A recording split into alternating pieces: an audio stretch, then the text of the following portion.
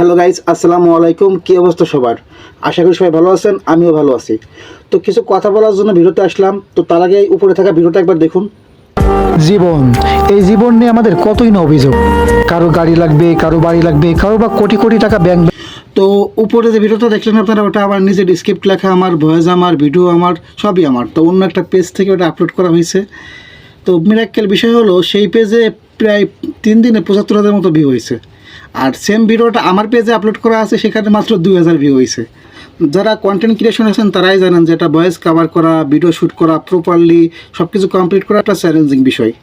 কাল রাতে Facebook scroll করতে করতে বিষয়টা আমার নজরে আসে। তো আমি চাইলে পারতাম তাকে কপিরাইট ক্লেম দিতে, যেহেতু আমার নিজের কন্টেন্ট, নিজের ভয়েস সব কিছু নিজের। তো আমি সেটা করিনি।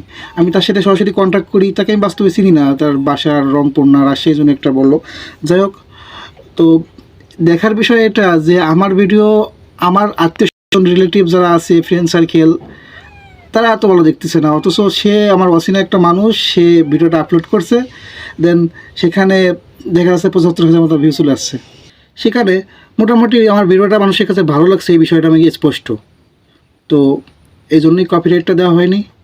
যাই হোক, এইটুকুই বলার ছিল। সবাইকে ধন্যবাদ সম্পূর্ণ ভিডিও দেখার জন্য।